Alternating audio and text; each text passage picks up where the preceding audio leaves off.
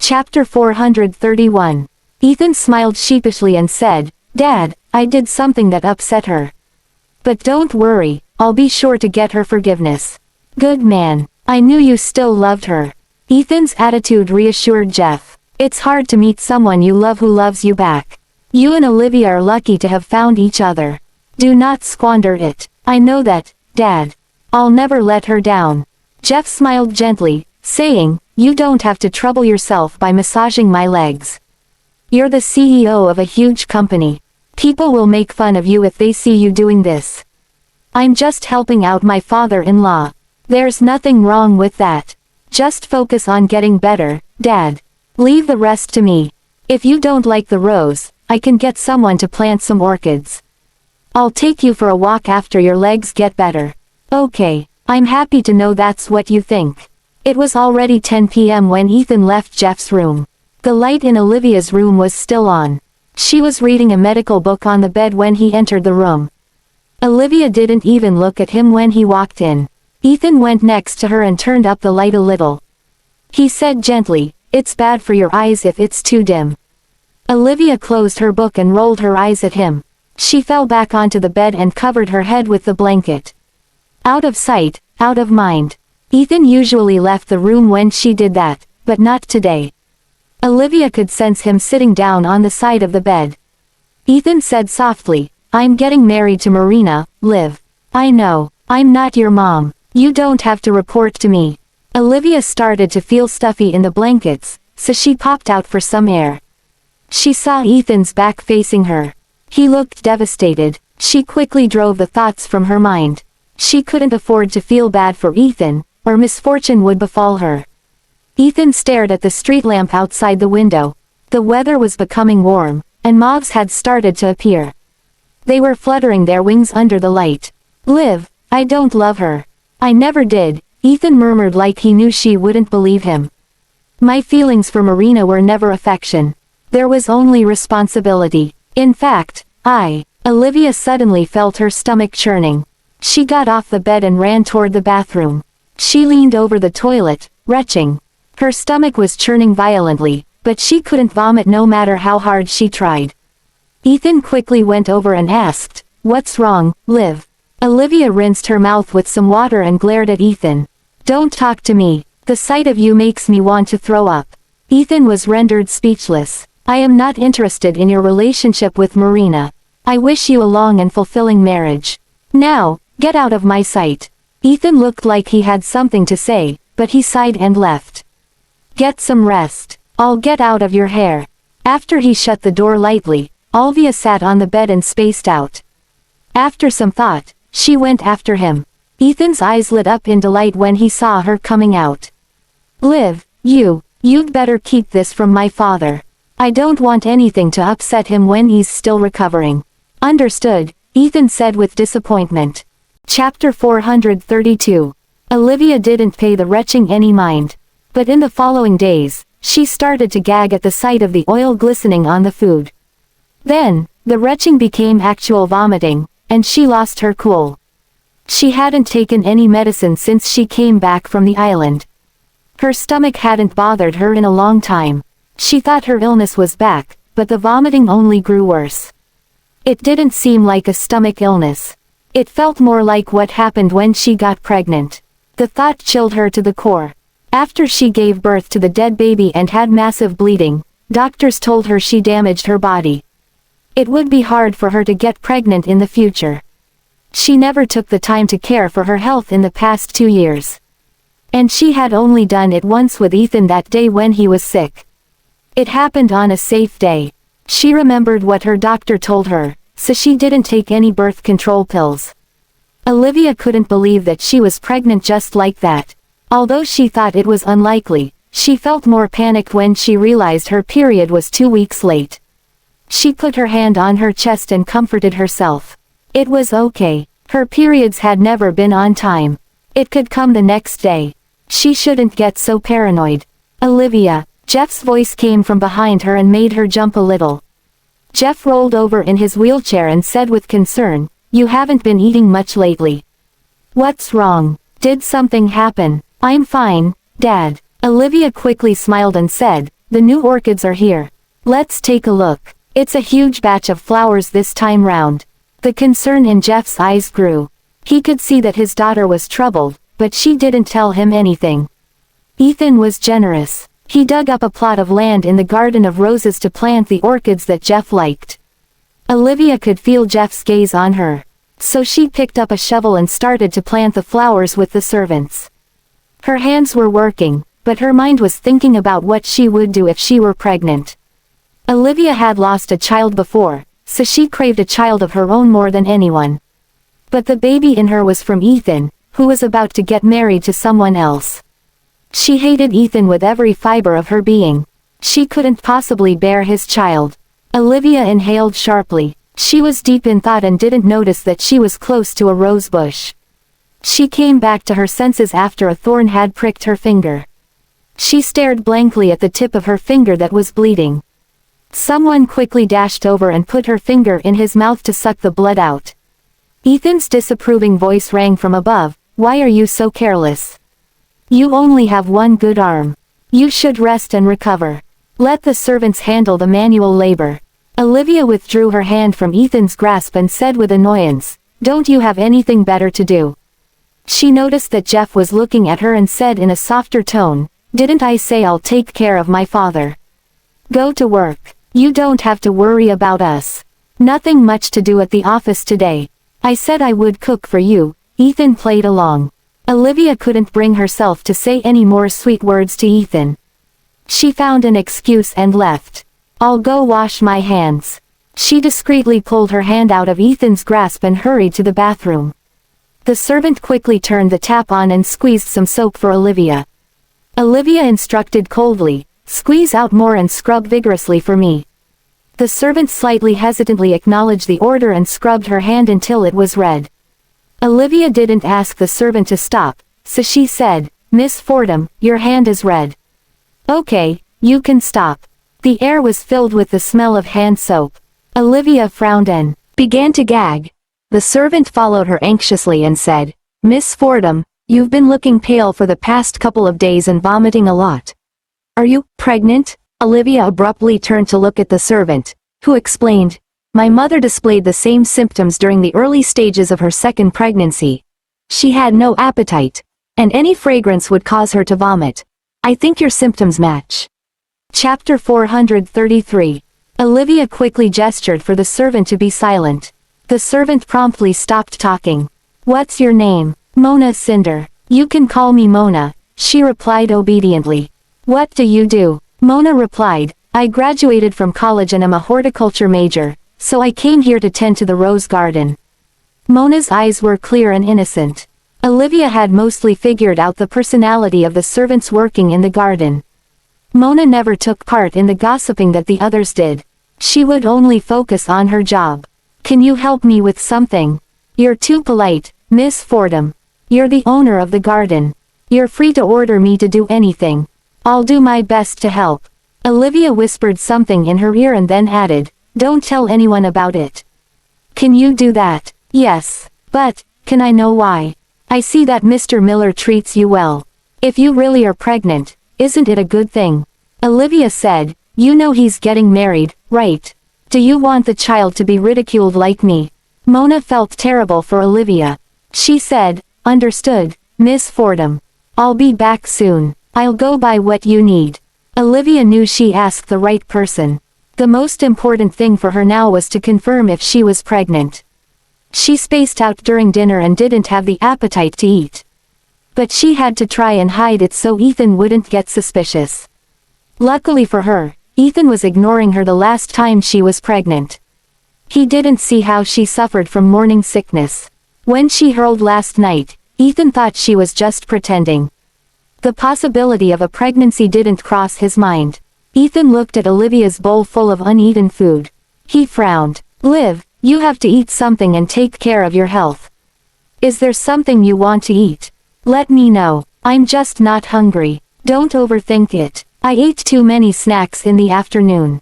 I'm done eating." Olivia had already noticed Mona among the servants.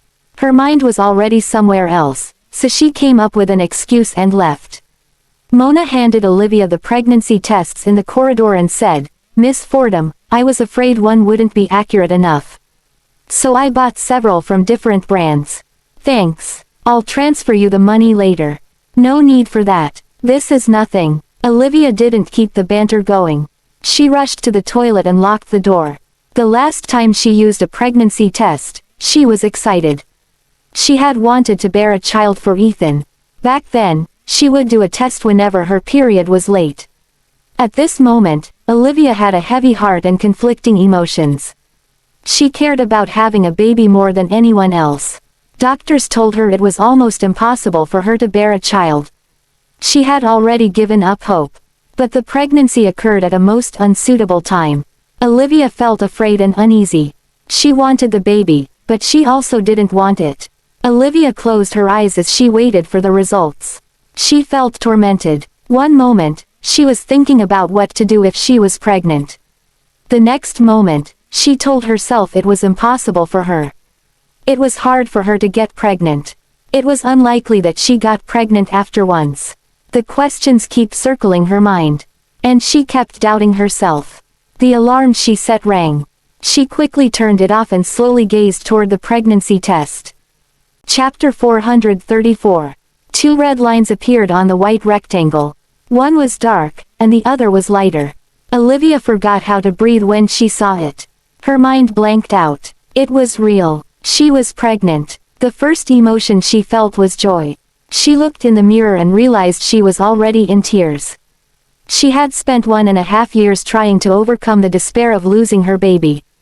But she was pregnant once again. Olivia was overjoyed but quickly realized it wasn't the best time to be pregnant.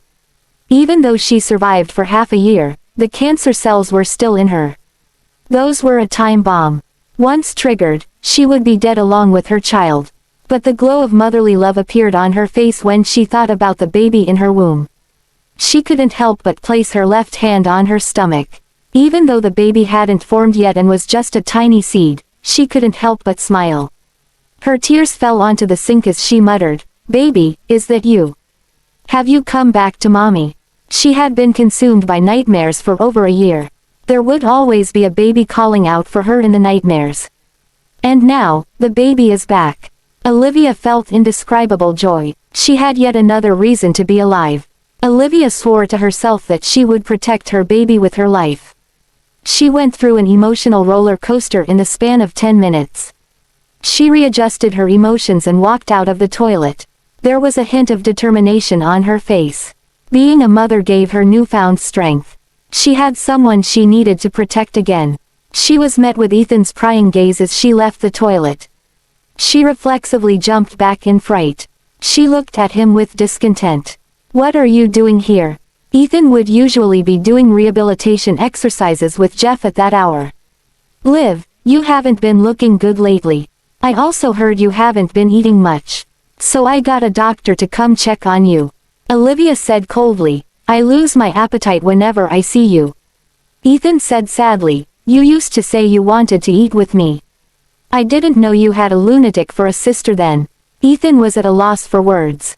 The things Leia did to Olivia were unforgivable, and they caused a chasm to form between the two of them. "Liv, I told you Leia will never trouble you again. I don't expect you to forgive her. I just wish you could be happier." Olivia smiled coldly and said, "You want me to be happy? Sure, just kill your sister or yourself. Liv, fuck off. Get out of my sight. I'm okay. I am in better health than anyone." Olivia drove Ethan away. He could see that something was wrong. Olivia was more bad-tempered than before. He thought that Olivia was upset because of his upcoming wedding. Ethan sighed and went to look for Jeff. Jeff knew what happened when he saw the defeated look on Ethan's face. "Did she shut you out again? Tell me, what did you do to make her angry? It's been so long, but her attitude toward you hasn't improved. There's a misunderstanding between us. If it's a misunderstanding, then explain it to her. A married couple shouldn't keep fighting for so long." Ethan smiled sheepishly and said, "But she doesn't allow me to explain myself." He tried to explain his relationship with Marina to Olivia several times. She never gave him the chance. "Ethan, you're an adult. I know both of you were sad about the baby that died. Have you ever thought of having another baby with her?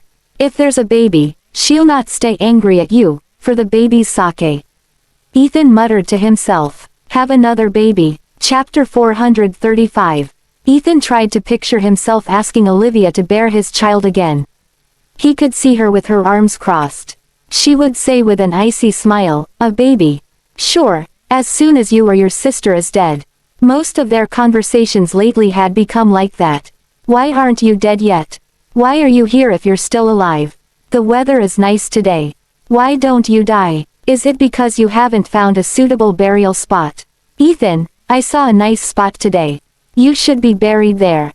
If you don't want to die alone, why don't we do it together? Would you feel better about dying then?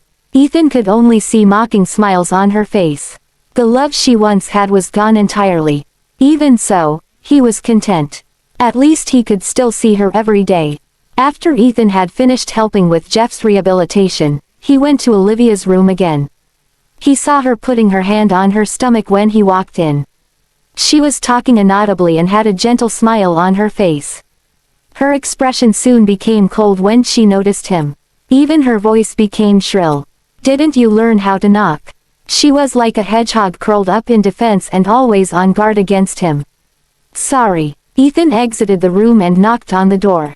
He smiled bitterly and felt like a stranger in his own home. But he had no choice. He and his sister owed Olivia too much. He said patiently, "May I come in?" Olivia's annoyed voice came from inside the room, "You may not. Go away." Ethan entered the room anyway. Olivia raised her eyebrow and said, "You're shameless." Ethan ignored the evil eye she was giving him and approached her. "Liv, I just want to see you more. Stop looking at me. You make me want to throw up." Olivia gave her morning sickness an excuse. Ethan sighed and said, "Even so, I want to be with you a little longer. Don't blame me if I vomit on you." She wasn't trying to scare him but rather stating a fact. She couldn't control herself when she started to vomit. Ethan ignored her words and got closer with a tablet. "Liv, these are the newest designs for the coming season. See if there's anything you like." Ethan could have just bought everything and given it to her, but he wanted to bridge the distance between them this way. He was too busy to go shopping with her in the past, and she would be considerate and lie in his embrace with a tablet. She would ask him to pick something out for her. Back then, she was docile and always put him first. She would never do anything that would put him on the spot. Ethan thought Olivia would make fun of her, but she actually turned and looked. "This one, then," Ethan said happily, "I'll place an order now." Then Olivia added, "Marina would look good in that on your wedding day." "Oh, wait, I forgot her legs were crippled. She probably couldn't stand during the wedding and would only sit in her wheelchair." Ethan was at a loss for words. It was like Olivia's new favorite pastime to find ways to annoy Ethan. He restricted her freedom so she would try and make his life difficult. "I think you should check out what wheelchair suits her better and not the skirt. You can make additional preparations if her recovery doesn't go as planned. You should prepare a stretcher, too." Ethan didn't know what to say. "Remember to get some journalists to talk about how deeply in love you are. That you stuck with your seriously injured fiancé and got married even though she had to be on a stretcher. Does talking like this really give you joy, Liv?" Olivia smiled and said, "Why wouldn't I be? You built your happiness on my pain back then. Now I realize how good that feels." Chapter 436. Ethan didn't feel upset when Olivia ridiculed him. He only felt terrible. Olivia used to be a bright and sunny person. He was the reason she became this way. "As long as you're happy." Olivia thought he would defend Marina because she crossed the line. She didn't expect Ethan to be all smiles still. His temper was better than before. "Of course I'm happy, but you seem to bring misfortune to your wives. Your ex-wife has a broken arm. Your wife-to-be is disabled. Both broken women, your wives." Ethan was at a loss for words. Olivia felt better when she saw his face getting flushed. "All right, I want to rest now. Get out. I'll leave you alone now." Ethan left the room slowly and got someone to bring Olivia supper. She had no appetite but thought about the baby in her womb. She treasured this baby even more because she had already lost a baby before. She forced herself to eat, but she underestimated the baby. The vomiting was worse than the last time. She began to gag as soon as the food entered her mouth. Mona patted her back tenderly and said, "Miss Fordham, this won't do. You're throwing up whatever you eat. You need to see a doctor." "There's no need for that. You have to keep it a secret. Don't tell anyone, okay?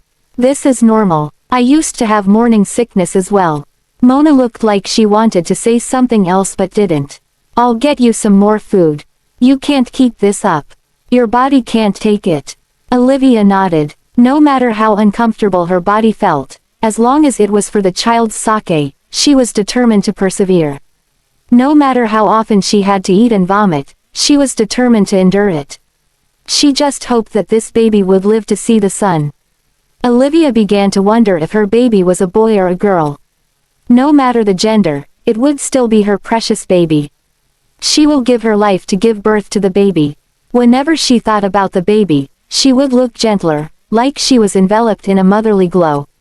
She would do a pregnancy test every morning in the past few days. The red lines were getting more and more prominent. The pregnancy was inevitably confirmed. Olivia wanted an ultrasound at the hospital to see if the baby was healthy. Even though Ethan didn't restrict her from doing so, she couldn't just go to a gynecologist. As she wondered how she would pull it off, an opportunity presented itself. Everly finally collapsed after multiple days of overtime work. Olivia took this chance to buy things and visit her at the hospital. As soon as she entered the room, Everly complained about how messed up her superior was and how he treated her inhumanely. After that, she began to complain about Ethan. Everly received a wedding invitation from Marina. "Liv, do you think Marina is insane? She's bedridden, but she still wants to get married." Olivia smiled bitterly and said, "This is what she has been dreaming of. Will you be okay with Ethan marrying another woman?" Everly was worried about Olivia. She was scared that Olivia might be suicidal. With an icy expression, Olivia said slowly, "Silly, he's just a man who hurt me repeatedly. Why would I care? I'll never look back." "That's exactly what I want to hear. I was afraid you still had feelings for him. Thinking back, I just feel like I was an idiot." Chapter 437. Everly patted Olivia on the shoulder. "Liv, I know you too well. It's the same as back when I scrounged for money to buy a house for that jerk. Almost everyone has been through silly times when they thought love was the only thing to live for. Look, I'm focusing on earning money now, and I'm equally satisfied." The two recalled their youthful times, and they felt much better. Licking her lips, Everly said, "Liv, I'm kinda thirsty. Peel an apple for me, will you?" She continued without missing a beat, "I still remember when I first got to know you. You didn't even know how to peel an apple back then. When we visited our teacher, you peeled so much of the apple that only the core was left. We even laughed at your knife skills. Then, for the sake of Ethan, you..." Before Everly finished speaking, she saw Olivia suddenly extending her right hand. As Olivia's palm lowered weakly, Everly's voice came to an abrupt stop. "Sorry, Eve, I can't peel the apple for you. I'll go get the nurse." Everly grabbed Olivia's arm, her eyes reddening in an instant. "Who did this? It's a long story. Let's cut it short, then. Was it Ethan? Is he crazy? How could he injure your hand? You're going to be a doctor, for goodness sake." Everyone knew about Olivia's dream to be a doctor. But Ethan was the only one who didn't care about it. Olivia didn't want Everly to be sad, so she tried her best to put on a calm appearance. It was a little complicated back then. The calmer Olivia was, the more Everly's heart ached. Everly had always been a cheerful woman, but now, her tears dripped onto the back of Olivia's hand. Her voice was shaking as she said, "How could he do that? How could he?" To Everly, Olivia was like an idol. Olivia was good-looking, and she was also very talented. She also had many other skills, like singing, dancing, playing the piano, and playing chess. Back in high school, she often represented her school, participating in piano competitions. She would wear a formal dress, her slender hands dancing on the piano keys as the light shone on top of her. Olivia was like a brilliant star. No one could take their gaze off of her. She was a talented woman, favored by the heavens. Everly couldn't believe how Olivia could end up like this. It was like a shiny pearl dropped into the mud. Her body was no longer shining as mud tainted her. At that sight, Everly was heartbroken. She couldn't stop sobbing, and she would rather be the one getting hurt instead. Don't cry, Eve. It doesn't hurt anymore. I mean it. How can that not hurt? Everly carefully took Olivia's hand. In the past, even if you get a small cut on your finger, Mr. Fordham would get so nervous. He would send you to the hospital right away. Even the doctor laughed and said that if you came any later, the cut would have healed. But now, your hand. In the past, whenever Olivia was with the Fordhams and Ethan, she was greatly pampered. Olivia put on a self-mocking smile.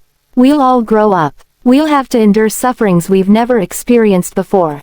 Everything is fair in life. Stop smiling, Liv. It breaks my heart. I'd rather see you cry. There's no one else here, and I won't laugh at you. Stop pushing yourself so hard. Olivia reached out her left hand, wiping the tears from Everly's face. Don't cry. This expression doesn't suit you at all. Didn't you tell me that as long as I don't die, I'll have to live my life to the fullest? It's just one hand. Also, the doctor told me that I wouldn't make it past 6 months, but it has been more than 6 months since then. We'll have hope as long as we're still alive.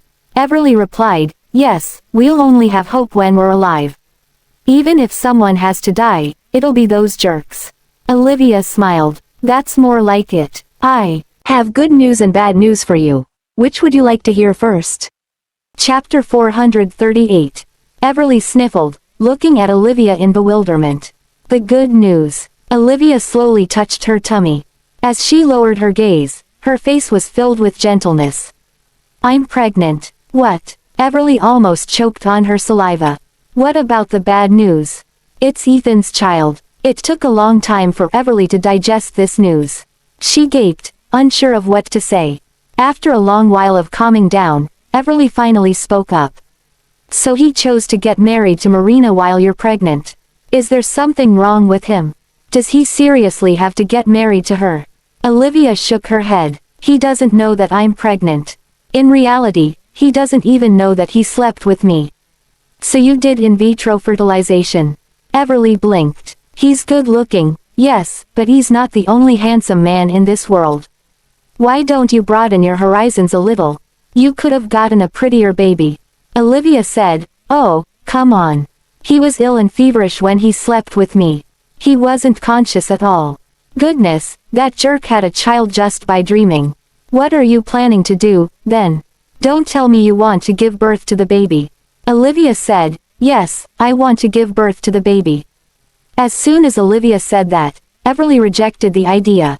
Liv, you're crazy. You can't do that. Have you thought about it? The baby might speed up the growth of the tumor. You're in ill health, but most of the nutrients you get will go to the placenta. You'll likely die before the baby is even born. Olivia replied, Eve, I know all that. If you do, then there's even less reason for you to risk it. I know that you can't get over your previous child, but this isn't the time to be acting rashly. Your condition finally stabilized. You might even get through the 5 years without any problems. Can you wait until then to get pregnant? Olivia shook her head. You've never been a mother, so you don't know the feeling of having a budding life in your body. I couldn't protect his older brother, so I want to protect him this time. Everly talked so much that her mouth was getting dry, but Olivia wouldn't hear a word of it. It made sense. Olivia had finally moved on from the past. She was happy about it, so she wouldn't have the heart to harm this child. Since you've already made your decision, I have nothing to say. Eve, I don't have another choice. I thought that I would never have another child in my life again, but fate has blessed me with this gift. What are you going to do if your tumor gets bigger? We'll cross that bridge when we get there. To be honest, I don't know what will happen in the future, either. But at least, right now, I want to bear the responsibilities of a mother. Everly sighed. Good riddance. Eve, I came to visit you today, but I also want to ask you for help. Go ahead. I'll do everything I can to help you. I want to get an examination to see if the child is healthy. But I don't want Ethan to know about it. What do I do with you? Reaching out, Everly touched Olivia's tummy. Then I, the godmother, will protect this child as well. I'll talk to Calvin and ask him to help us out. Let's pretend that I'm pregnant instead. Olivia smiled. Thank you, Eve. No need for thanks. I'm the baby's godmother, aren't I? Chapter 439. Under Everly's cover, Olivia entered the ultrasound room. On the surface, she was accompanying Everly to get an examination. But in reality, she was the person who lay on the bed and rolled up her clothes. The female middle-aged doctor was very gentle. Don't worry, I'll examine the baby thoroughly for you. Smiling, Everly said, we owe Calvin another favor now. The cold probe slid around the surface of her tummy. Olivia was both nervous and anxious. She had been in ill health for the past 6 months. She even had chemotherapy 6 months ago, so she didn't know if it would affect the child. Doctor, how's the child developing? The doctor chuckled. They're still too small, so I can't be sure yet. Still, the gestational sac is at a normal size so far, and there are no signs of ectopic pregnancy. Everything is normal, so don't worry too much. Thank you, doctor. You're welcome. Remember to maintain a good mood. Eat more vegetables and fruits, and take folic acid every day, understand? Olivia thanked the doctor profusely. The doctor waved her hand. Come back for a checkup when the child has grown a little more. Don't do any strenuous activities for the time being. The first 3 months are the riskiest, after all. Olivia replied, okay, I understand. At least she was sure that the child was fine for now. She was elated about it. Seeing how happy Olivia was, Everly's mood improved a lot as well. Look at you. I haven't seen your smile in forever. You're smiling right up to your ears. You're a mother again, so think twice before doing anything in the future. Don't get mad because of Ethan. I know, I have to live for my child's sake. Everly felt a hint of bitterness in her heart. Reaching out, she hugged Olivia as she choked. Please be safe. Don't be sad about anything, and remember to smile every day. Give birth to the child in one piece, please. I want to pamper him as his godmother. Olivia replied, I will. Call me if anything happens. You can always depend on me. Okay, got it. The two held each other, sobbing. Then, a knock sounded on the door. A man in a suit and leather shoes was standing at the entrance. There was even a bouquet made of real cash in his hand. Did I come at a bad time? Frustrated, Everly roared, shut up if you know that you came at a bad time. Why are you so eager to prove that you're not? Before she could utter the word, mute, she suddenly realized that something was off. She looked at the handsome man standing at the door. Oh, look who's here. My lovable and wonderful boss. She hastily dried her tears with her sleeve. Then, she strode toward the man. When she passed by a stool, she even crouched and wiped it with her sleeve as if it were the most natural thing in the world. She was being extremely obvious about pleasing him. Oh, Mr. Cinder, you shouldn't have brought presents. You could have just come bare-handed. I'm so flattered. With a faked, flattered expression on her face, she reached out and took the money. She even muttered, you must be tired from holding this bouquet, Mr. Cinder. I'm not afraid of labor, so allow me to do all the dirty work. Grinning, Everly placed the bouquet inside a cabinet. She mumbled, you have great taste, Mr. Cinder. Only real cash carries weight like that.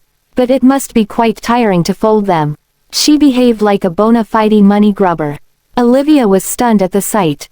This was the strict boss Everly complained about every day, a villain in her dictionary. Sensing Olivia's gaze, the man finally looked at her. Hastily drying her tears, Olivia said politely, Hi, I'm Everly's friend, Olivia Fordham. Eve often tells me about you. Oh, what does she usually say about me? Everly stiffened. Smiling, Olivia said, she says that you're very accomplished at a young age. You're also a capable leader and a role model for us. She respects you very much. Chapter 440. If Everly were the one saying those things, she would look like she was spouting nonsense. It would all sound like lies. But when Olivia was the one saying it, it rang truer than solid cash. She had the air of a noble and elegant young lady. She looked like she came from a respected family, which was a far cry from the talkative Everly. Everly gave her good friend a thumbs up in her heart. She had to give it to Olivia, who had painted a good image of her in front of her boss right away. "You're too kind, Miss Fordham. I heard Hilton mention about you as well." As expected, seeing is believing. "Miss Fordham, you're such a noble character. It's hard to imagine someone as brash as Hilton would be friends with you." Everly glared at him. She didn't mind if he praised Olivia, but she would have none of his insults. Walking up to Olivia, the man extended his hand. "My name is Henry Cinder. Nice to meet you." He had extended his right hand. Olivia glanced at him, feeling a little troubled. "I'm sorry, Mr. Cinder. Believe me, I want to, but I can't." Henry's gaze fell upon her lowered palm. A look of shock flashed across his eyes. He probably didn't expect a pretty and elegant woman to have problems with her right hand. He quickly switched hands, then shook Olivia's hand a little before letting go. Olivia didn't feel inferior at all. Staring at him with a clear gaze, she said, "Eve is a hard-working person who can endure hardship. She's also a very orderly woman. If you value her greatly, Mr. Cinder, you won't be disappointed." Since Olivia had put it like that, it wouldn't do for Henry to say the opposite. Henry had no choice but to play along. "It's true, Miss Hilton is a patient and responsible assistant." "Great, Eve, I won't bother you anymore. Maybe Mr. Cinder has something to talk to you about. I'll be leaving now." Everly looked at Olivia worriedly. "Be careful on your way home." "Okay, you don't have to see me off." Nodding at Henry, Olivia said, "Goodbye. Take care, Miss Fordham." Everly was so shocked that her eyeballs threatened to fall out of the sockets.